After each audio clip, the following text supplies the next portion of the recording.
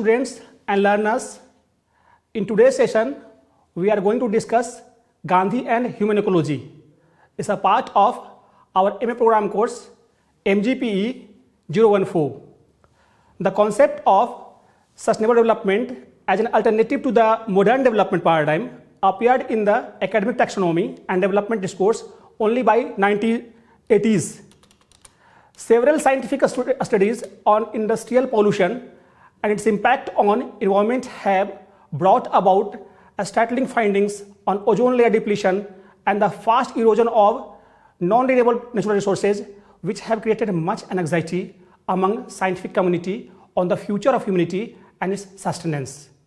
The findings on greenhouse gas emission and ozone layer depletion that lead to global warming and climate change on the one hand, and the plundering of natural resources at an alarming rate in the name of economic development by denying what is due for the posterity on the other, have landed humankind in an unprecedented calamity.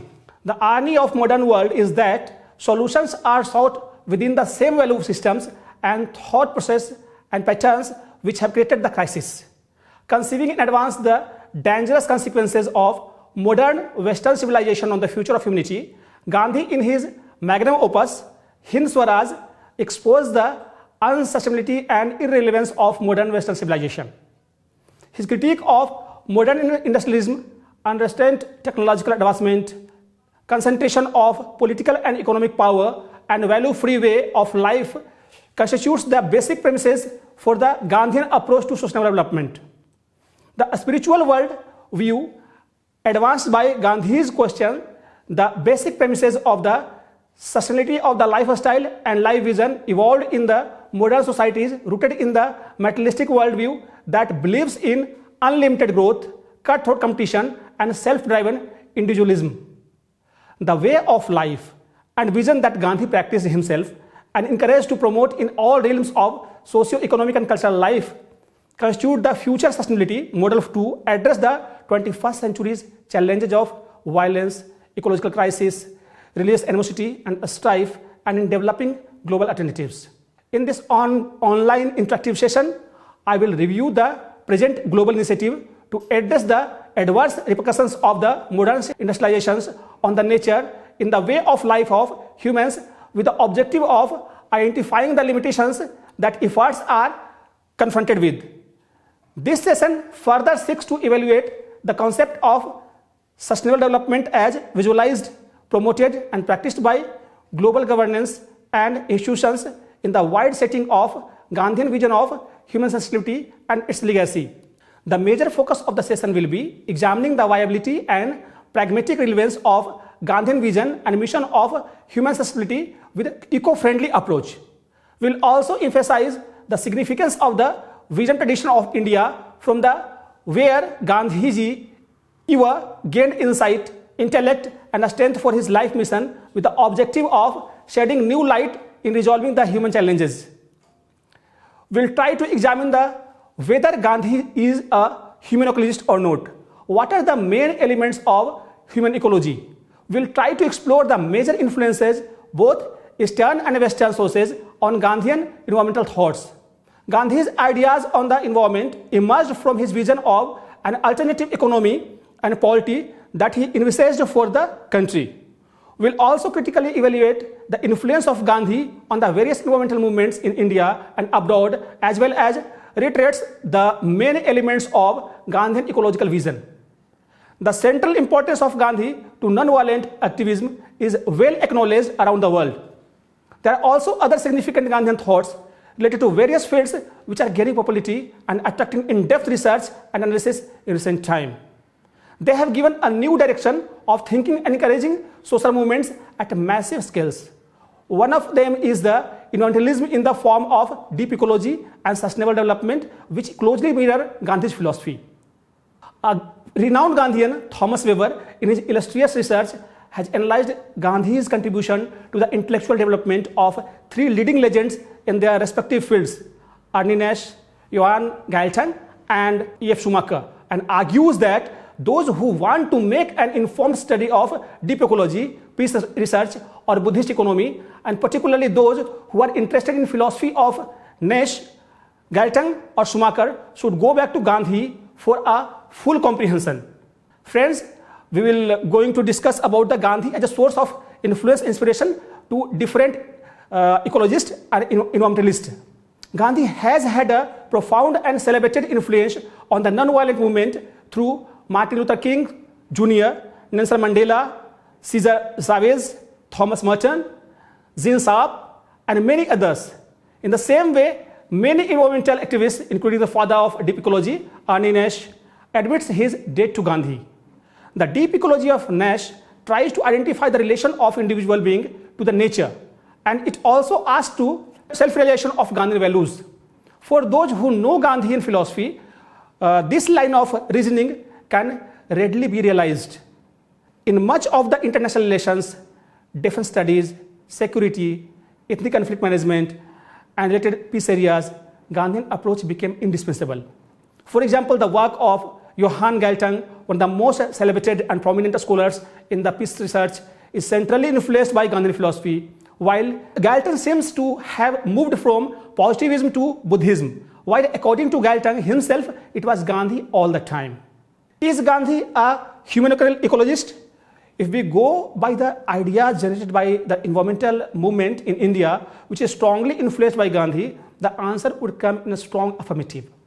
But Gandhi's place in the ecological movement is yet to be recognized fully on a secure footing internationally. Ecological consciousness, understandably, is a phenomenon that gained momentum only in the 1980s. But the roots of it can be traced back to worldviews, ancient culture, tradition, religion, and folklore. Ecology is the science that delves into the relationship between living beings and environment. Human ecology is about relationship between the people to their environment and vice versa. The strength of human ecology lies in its ability to see human beings and the environment as mutually interlinked, as part of an integrated whole. This derives that the Western tendency to compartmentalization everything into different categories is anti-ecological. Different facets of the human life reflected in political, social, cultural, economic aspects need to be considered in an integrated way. Also, the discipline barriers that we have created should gradually disappear, making social sciences and other sciences intimately interlinked, or enabling each social science discipline to develop an ecological perspective as well, perhaps as a transition strategy to evolve an integrated social science in days to come. Social sciences try to solve the problems not from the vantage point of an independent discipline, but allow integrated interdisciplinary scholarship to emerge. This is precisely what Gandhi performed. In his writings, we find elements of economics without appearing to be an economist in the strict sense of the word, politics without being a political scientist, and propounded so many social theories without the pretensions of a social theorist. This is the strength of the new interdisciplinary approach that Gandhian study appeared to be appealing. Gandhian approach to human ecology talks about concern with the ecological implications of all the activities of human beings. We are engaged in the generation and consumption of resources, their sustainable use, adaptive growth, and our development. All these events happen in the environment in which the crucial interlinkages between human beings and the nature are established and reinforcing. This implies not harming other fellow beings to the nature with its entire manifestation and generation to come. In human ecology, the main idea is normally on the significance and smooth functions of ecosystem and how humans have affected their systems over time. It is an explicitly value-laden subject matter, as its core is a profound sense of responsibility for other human beings and the environment, and the love and care for all forms of life. A human ecological viewpoint is a holistic one. Gandhi did not recognize separate guidelines for separate spheres of human life, but saw all spheres in an integrated manner, which exemplifies best the human ecological perspective. It is for the reason that Gandhi is acknowledged the world over as an ecologist also, including by the well-known Green Movement and its variants. Some are not ready to consider Gandhi as an ecologist. They certainly have a point. The contemporary issues of the environment were insignificant during his lifetime. However, his account on the modern industrialized civilization as a seven-day wonder has a prognosis and a deterrent. His ideas about human connectedness and nature are not so explicit, unlike most of his other thoughts, and they have to be deciphered by the careful reading between the lines of his voluminous writings. The few direct comments that he made on the environment reflect how Gandhi had anticipated most of his environmental problems that we face today. He envisaged basic needs model based on limitations of wants, in which the focus would be on achieving some kind of harmony among different elements of the social and natural order, in contrast to the modern civilization that promoted a one-dimensional trajectory for enhancing material well-being and profit-making. Gandhi said a certain degree of physical harmony and comfort is necessary, but above a certain level it becomes hindrance instead of help. Therefore, the idea of having an unlimited number of wants and running after them seems to be a delusion and an entrapment. In fact, a leading scholar, Parel, has epitomized Gandhi's philosophy in terms of a harmony model, which has a strong ecological tenor about it. There is now a new index introduced that is called Happiness Index. One of the findings of the index is that high levels of material development need not produce a high stage of happiness proportionately. Gandhi emphasized on the theme of contentment and would have found the happiness index a particularly useful one. Gandhi argued that a man who multiplies his daily wants cannot achieve the goal of the plain living and high thinking. Most of the so-called progress that human beings have made is actually ecological regress. So, friends, we are going to discuss the sources of Gandhian ecologism. Gandhi was influenced by the religious and righteous values of different religions, including Jainism and Buddhism. Jainism looks at nature as a living entity and exhorts human beings to continually purify themselves by paying respect and regard to the diverse life forms. In contemporary times, Jainism has been interpreted in such a way as to reinforce the relation between human beings and the earth, a suitable case of implying religion for ecologically efficient public welfare services. Hinduism also observes nature and all life forms with great reverence. Gods and goddesses are present in all the forms of lives for Hindus, and they all are worshipped. Gandhi got inspiration from several Western scholars also, who, although were not against the modernist project, romantically cherished the pre-industrial order. John Ruskin, for example, was critical of industrialization in that it had sapped human sensitivity and destroyed the harmonious relation between human beings had with nature. Henry David Thoreau, whose essay on civil disobedience had inspired Gandhi, believed that nature could exist without humans, a prospect that fascinated and frightened him, which eventually prompted him to focus on the relation between human beings and the environment. Edward Carpenter, who was influenced by John Ruskin and Hindu mysticism, also wanted to lead a life that was simple, ascetic, and close to nature. His critique to unbridled civilizational advancement was a major influence on Gandhi that we can realize in his Hind Swaraj writing. What is so special about all these thinkers is a kind of affection and deep attachment to the nature and a common aversion of unrestrained industrialization, modernization, and urbanization. We got the same romanticism in Gandhian approach to the mother nature. He admitted, "I need no inspiration other than nature's. She has never failed me as yet. She mystifies me, bewilders me, sends me to ecstasy." Gandhian critique to anthropocentrism, according to Bhikhu Parekh, Gandhi always challenges the anthropocentric view that human being enjoys absolute autonomy and ontology superiority to other beings and right of uninhibited dominance over the non-human world. This renders human beings rootless and become prey to anthropomorphic narcissism and species imperialism. In contrast, Gandhi's cosmocentric anthropology restores the human being to ontological roots, establishes a more balanced and dignified relationship between humankind and the natural world, assigns the animals their due place, and provides the basis of a more complacent and economically and ecologically conscious philosophical anthropology. Gandhi declared that he believed in Advaita, non-duality. He has confidence in the essential unity of man and, for that matter, of all that livings. There is balance of survival and ecology.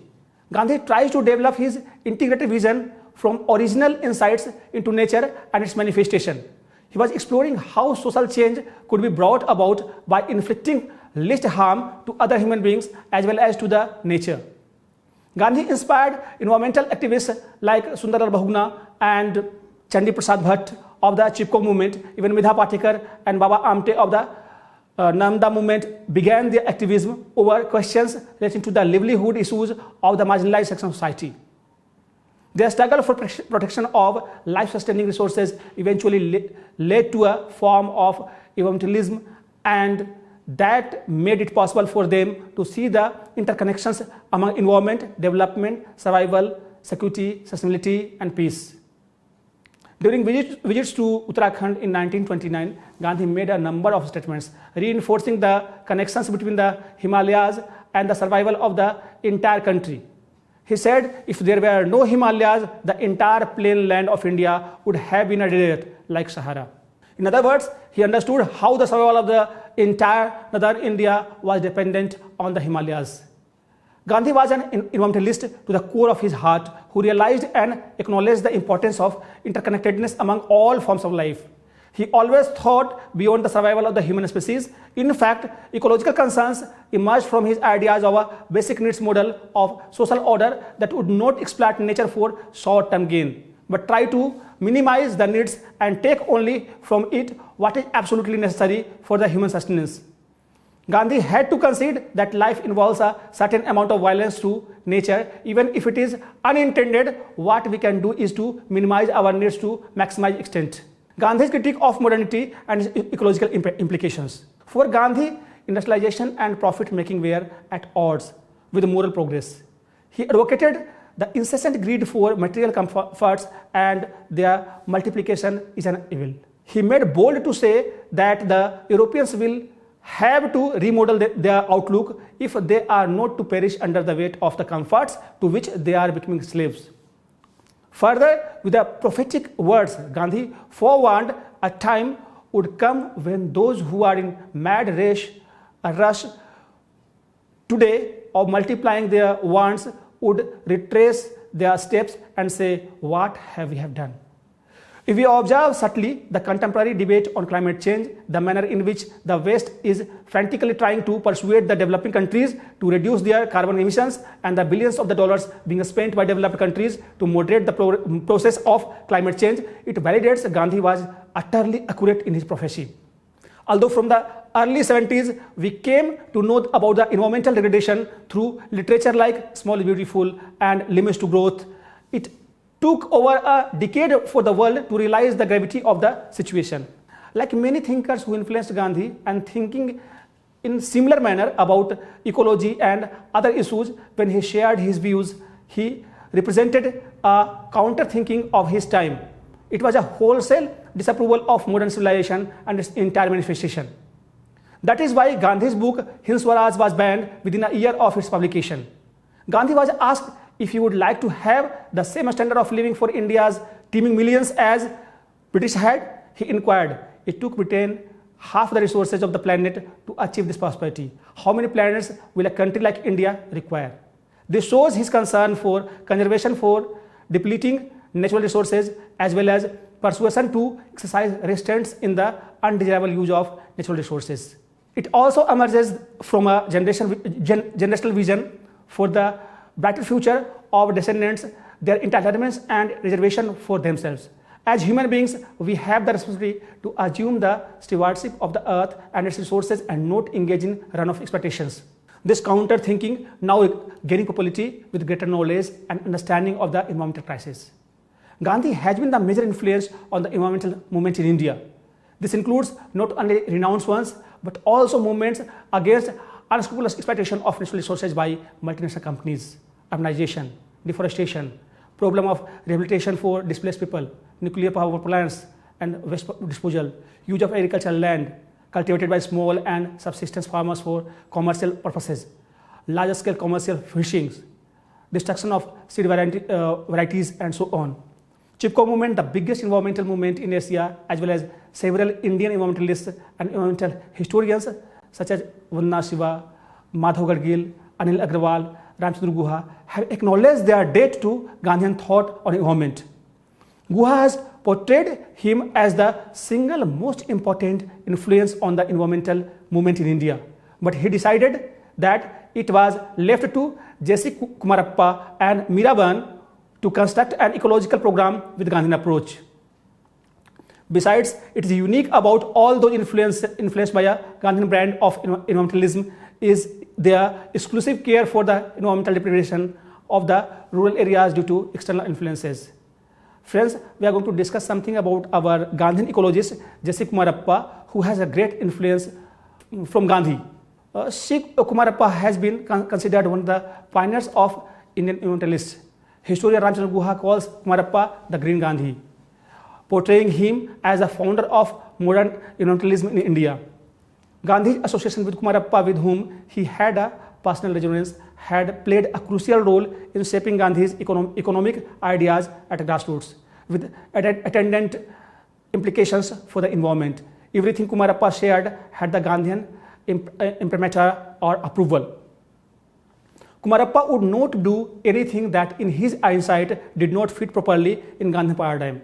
His brand of environmentalism was linked up with life itself, with the proportion how to lead a sustainable life with least adverse effect on the environment. He worked with Gandhi on village reconstruction and conducted intensive surveys of the agrarian economy in India. Kumarappa did not write for an academic audience, but his book Economy of Permanence has been often cited as an illustration of green thought within the Gandhian discourse.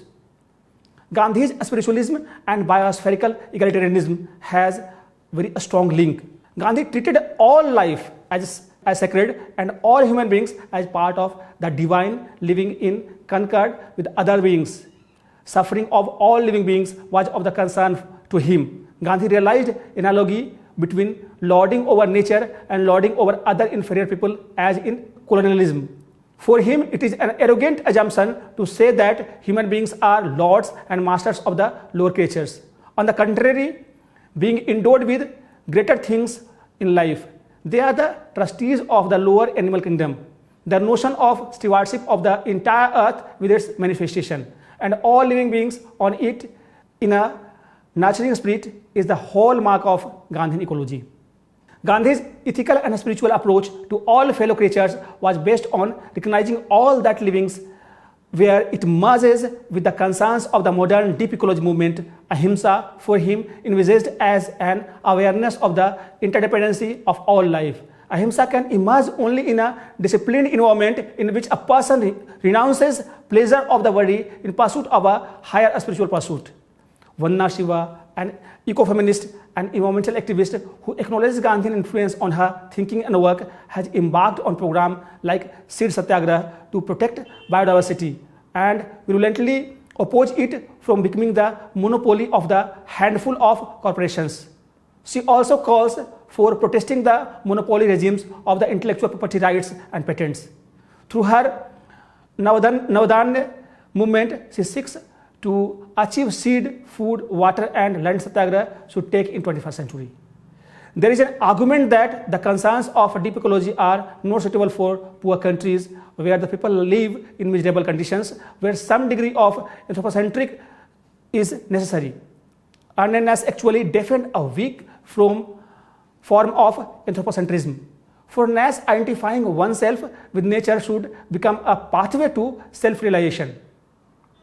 Nash notes that nature conservation is non-violent at its very core. Nash called his own brand of environmentalism biospherical egalitarianism and underlined that he was inevitably influenced by the Mahatma's metaphysics. Gandhi said, the great nature has intended us to earn our bread by the sweat of our brow. He further ventured to suggest that it is the fundamental law of nature without exception that nature produces enough for our wants from day to day, and if only everybody took enough for himself or herself and nothing more, there would be no poverty in the world. There would be no man or woman dying of starvation in this world. He also considered accumulations of property as an not only wasteful but also immoral. It is when the rich decide to keep for themselves more than what they need that inequalities and starvation arise. According to Gandhi, the rich have a superfluous store of things which they don't need and which are therefore neglected and wasted, while millions starve and are frozen to death for want of them. If each retained possessions only of what he needed, none would be in want and all would live in contentment. Gandhi emphasized that an ecological movement has to be non-violent.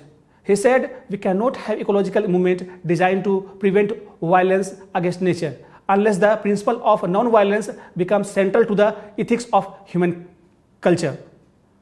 He would like to address all of us to take care of our mother nature.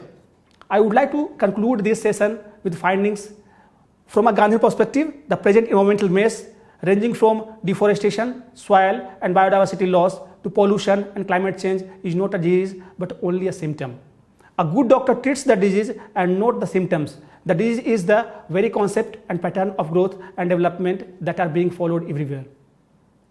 We can say that Gandhi's environmentalism fitted in with his overall vision for India and the world that sought to extract from nature what is absolutely necessary for human sustenance. His ideas on environment are intimately linked with all his ideas relating to the polity, economy, health and development. His asceticism and simple living, a rural-centric civilization based on village autonomy and self-reliance, handicrafts and craft-centered education emphasizes on manual labor and absence of expectative relations are infused with elements of an ecological vision. Even his approach to gender did not attempt to break the connection with the nature, but to maneuver within it and provide some space for women to empower themselves. It is therefore no wonder that Gandhi is a major inspiration for many environmental movements worldwide, particularly for those who link their movement with larger concerns for human sustenance and development. He was not radical in his approach, but shadowed how a total sustainable way of organizing human affairs could be evolved that left a lighter human footprints on this earth, and illustrated how humankind could live in harmony with nature. Smaller wonder. His famous statement is, the earth has enough for everyone's need but not for everyone's greed, has become a slogan for contemporary environmental movements. Gandhi was truly champion of ecologism. His thoughts, writings and teachings will resonate till eternity, and they will be proved to be the rock pillar for the existence of life on our mother earth. Thank you so much, my friends. Have a nice time.